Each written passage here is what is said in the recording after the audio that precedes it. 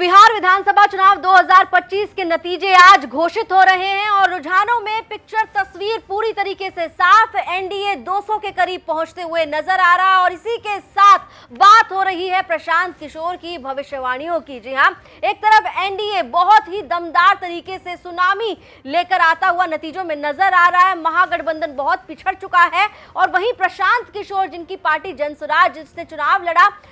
उसको लेकर काफी बातें हो रही हैं, क्योंकि शुरुआत में जब रुझान आने शुरू हुए थे तो प्रशांत किशोर की पार्टी के उम्मीदवार 4 सीटों पर लीड लेते हुए नजर आए। लेकिन जैसे जैसे रुझानों के राउंड आगे बढ़ते रहे, वोटों की गिनती आगे बढ़ती रही, वो रुझान जो दिखाई दे रहे थे प्रशांत किशोर के उम्मीदवारों के लिए, उनमें वहां से एक एक करके वो रुझानों में प्रशांत किशोर की पार्टी के उम्मीदवार गायब होते हुए नजर आए। प्रशांत किशोर ने कई भविष्यवाणी की, जिनमें उन्होंने ये कहा था कि उनकी पार्टी बिहार विधानसभा चुनावों के जब नतीजे घोषित होंगे तो उसमें या तो उनकी पार्टी सरकार बनाएगी या फिर 10 सीटों के नीचे रह जाएगी, वो या तो उनकी पार्टी अर्श पर पहुंचेगी या फर्श पर आएगी। और ये बात 16 आने सच साबित हुई, क्योंकि प्रशांत किशोर की पार्टी फर्श पर आकर टिक गई है और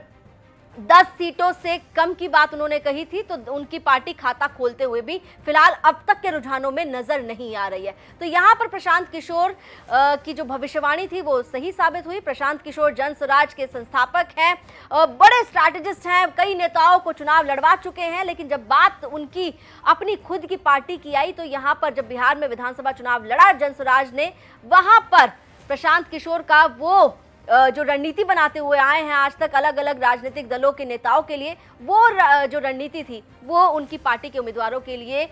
कारगर साबित होती हुई नहीं नजर आई। हालांकि प्रशांत किशोर ने यह भी भविष्यवाणी की थी कि वो चुनाव नहीं लड़ेंगे और वो चुनाव नहीं लड़े। हालांकि आप इसे कह सकते हैं कि ये प्रशांत किशोर का एक स्टेटमेंट था जिस पर वो टिके रहे, और अब कई जो राजनीतिक विश्लेषक हैं वो ये कह रहे हैं कि अच्छा ही किया प्रशांत किशोर ने आखिर चुनाव ना लड़के, क्योंकि जो हाल उनके पार्टी के उम्मीदवारों का हुआ है कुछ वैसा ही हश्र प्रशांत किशोर का भी हो सकता था। लेकिन एक दूसरी भविष्यवाणी प्रशांत किशोर ने की थी जो कि गलत साबित हुई। वो भविष्यवाणी दरअसल उन्होंने की थी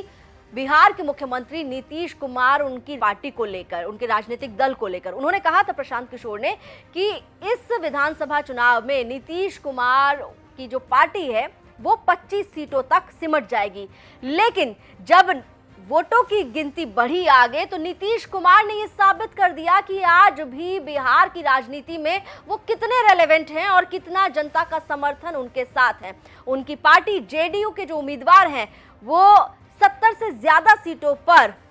बढ़त के साथ आगे बढ़ते हुए नजर आए। आपको बता दें जो रुझान आए हैं उसमें नीतीश कुमार की पार्टी जेडीयू के उम्मीदवार करीब करीब 80 सीटों पर बढ़त लेते हुए दिखाई दे रहे हैं। अभी तक फाइनल आंकड़ा सामने नहीं आया है, लेकिन नीतीश कुमार की पार्टी के उम्मीदवारों के जो ये आंकड़े हैं ये अपने आप में बता रहे हैं कि आज भी जेडीयू जो है वो बिहार में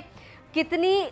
लोकप्रिय है और नीतीश कुमार के समर्थन में अभी भी बिहार में लोग वोट करते हैं। तो जो प्रशांत किशोर ने कहा था कि जेडीयू 25 सीटों तक सिमट जाएगी, वो भविष्यवाणी प्रशांत किशोर की गलत साबित हुई है। प्रशांत किशोर ने बड़े बड़े दावे किए थे नीतीश कुमार के राजनीतिक करियर को लेकर। अब देखना होगा उन दावों